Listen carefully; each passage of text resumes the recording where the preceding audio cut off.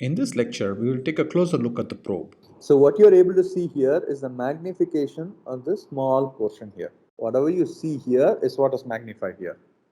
So basically, if you want to see the connectors that they're talking about are present here. So and what you're able to see is that this is the VT air. So this is what helps you change the variable temperature. Let's say you want to run your experiment at 283 Kelvin. So the VT air will send in cool air such that you can reduce the temperature of your sample. And basically your sample will go nicely go and sit here. And the coil that I was talking about, observe coil, the observe coil is also the transmitter and the receiver coil. Okay. Of course, in this case, let's assume observer coil is proton, decoupling coil is 13C, for instance. You have both the coils that are present. You have other aspects that are present. I'm not going to go into much of detail, but what you're able to see here is that any observer and decoupling circuitry is actually present within this probe. And for people to understand a little bit of what is this RF circuitry, I might want to go back to some basics that you might have learned in a 12th standard called the LC tank circuit. So this is one where, depending upon the capacitance and the impedance that is present here, you would be able to pick up a frequency, omega. The angular frequency will be given by 1 over square root of LC, where L is the impedance, C is the capacitance. It's called a tank circuit because similar to the ripples that would be present in a tank, whose frequency will be determined by the dimensions of the tank. Here, the frequency that you end up measuring from the circuit is depending upon the inductance and the capacitance that is present. Okay, so that is what helps you pick up a desired frequency. Remember, we have to apply pulses in that given frequency. Otherwise, you're not going to be on resonance and therefore you're not going to pick up signal. So therefore, this forms an important aspect. So what you do as the first step is to do something called tune and match. Let's say you put the sample in. What you try to do, you will be changing some of these values in order to make sure the frequency is matched between your sample and that of the probe, and the impedance is matched so as to ensure all the pulses that you apply are completely transferred to the sample. So this tune and match, where you end up changing the impedance, like the capacitance and the inductance of this coil, helps you ensure any pulses that you apply are completely transferred to the sample And not get reflected in the process. so this is a very important aspect, and one also has to remember that generally in our sample, we tend to have salts that are present. If you have salts present, if you apply EM radiations, they could also start having something called eddy currents, which would have other effects. Remember, once you have a current, you have a magnetic field. Once you have a magnetic field, you could induce current, and it goes back and forth. And all this could end up reducing the efficiency at which you could apply a pulse. But overall, I hope I have given you enough understanding here where there are quite a bit of engineering that goes in how the probe and how the magnet and how the entire console is all packed. So now let's finish off this session with one important equation. The equation here is the signal to noise ratio. So that is going to be given by a lot of factors. Let me write it so that I don't make a mistake.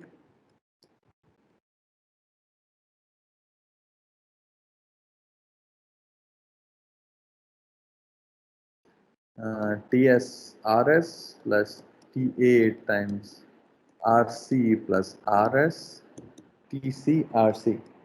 So what you're seeing here, this is the signal to noise ratio.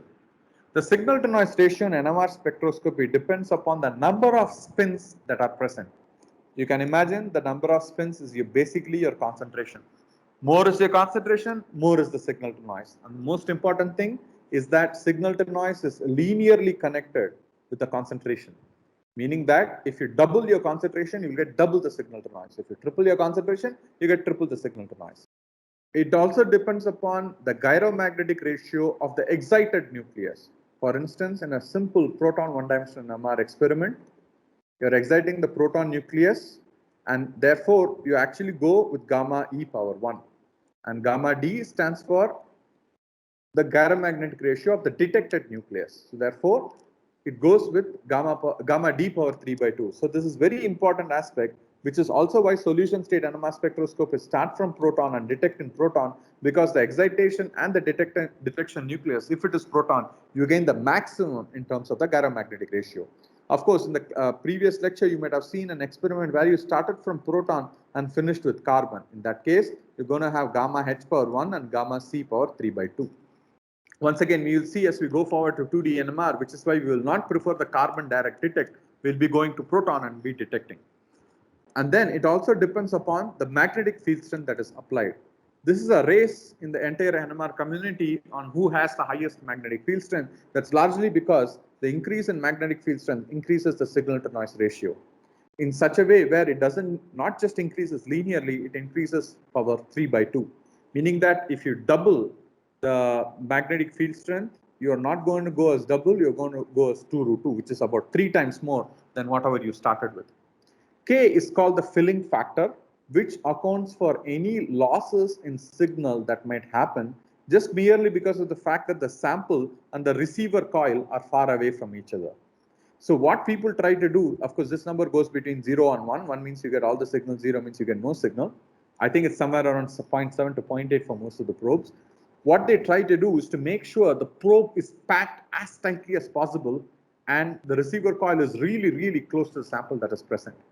So therefore, this is carefully engineered to ensure that you get the maximum signal to noise ratio. The delta F that you're talking about is the bandwidth that you're going to be observing. It's slightly different from the spectral width you're trying to talk, but overall you can now imagine it goes close to the spectral width or slightly more than that. And you have a bunch of temperatures and resistance that the signal to noise depends upon. Let me start with the temperature of coil and the resistance of the coil. What do you mean by the coil? You're talking about the RF circuitry, the coil that is present there. At whatever temperature they are present, that will influence the signal to noise ratio. Higher the temperature, lower the sensitivity. And also you have the temperature of the amplifier. If you might remember in the block diagram, I mentioned about the preamplifier. If you are able to cool the preamplifier, you get better sensitivity. This is also done routinely in solution state NMR spectroscopy nowadays. It also depends upon the temperature of the sample and the resistance of the sample.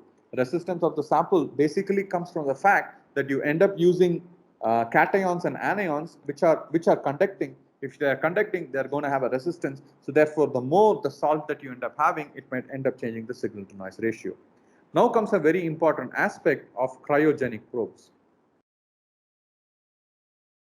In cryogenic probes, what is done is that they reduce the temperature of the coil in addition with the preamplifier, which helps you get sensitivity boost theoretically to the amount of 4 times.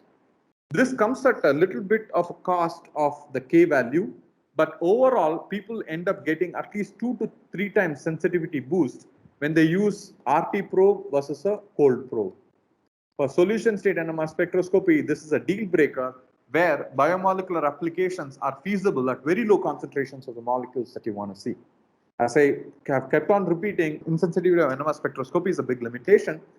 The cryoprobe has definitely alleviated this problem to a significant extent, where nowadays people are also able to do their studies at as low as 10 to 50 micromolar of labeled substance. We'll also see how signal to noise could be improved with isotopic labeling, but one can actually push down the concentration to a very, very large extent.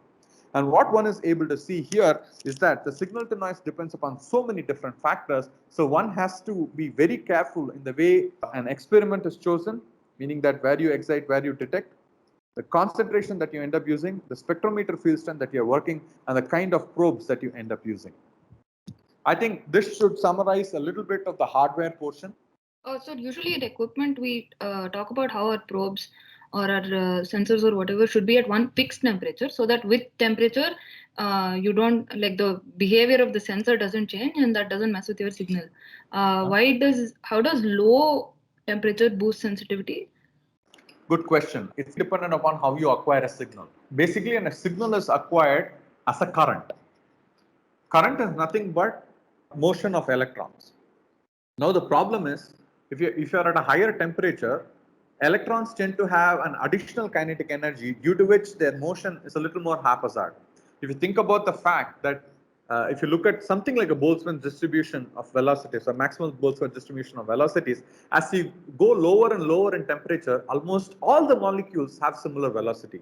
okay, although lower velocity. That doesn't matter for us right now. Basically, the distribution of velocity reduces a lot. So therefore, that helps reduce the amount of noise that you end up detecting. So this is where I have to be very careful here also. Similar to the magnet being at 4 Kelvin, your probe is at 20 Kelvin. Your sample is still at 298 Kelvin or whatever temperature you want to run it at. So these are very different things. All that the probe helps in is to reduce TC and RC, where that helps you in getting better signal to noise ratio. So people should try to do this for all electronic circuits, right? Or have I just not noticed that they do this? See, this is very expensive. This once again adds up so much cost to the NMR instrument. Cold probes are generally much more expensive. No, I mean not 20 Right. Kelvin necessarily, but No, you can do uh, that. Definitely, many other techniques people do cool. I think CD also people end up using something like that. I'm just not sure about it, but they don't cool it to this extent. So what you're able to see here is once again an 800 megahertz magnet, and you have a separate helium pump. The moment you want to go to 20 Kelvin, you have to use helium. Helium is expensive. This is the console I was talking about. This is the magnet we were referring to. These are the legs, these blue things. Not able to see the back leg, but I think you see a little glimpse of it. The probe is right there. You are able to see the connectors. And in here, this is actually a cold probe, which helps in recirculating helium in these pumps. This is a big pump. This is called a cryo platform. So as you are able to see here, this helps liquid nitrogen, liquid helium keep, not liquid helium, helium being cooled to 20 Kelvin be recirculated. The yet another thing that you are able to see here, this is called an auto sampler. What it does is that you can put 24 samples at a time, and the spectrometer can automatically, I mean, with a command from the computer that you type here, it can switch samples from here. So that's the only addition that you end up seeing. Hope this lecture has provided you with an insight on how probe and the sensitivity, that is the signal to noise, ends up working for an NMR instrument. We'll see more as we go forward in other lectures.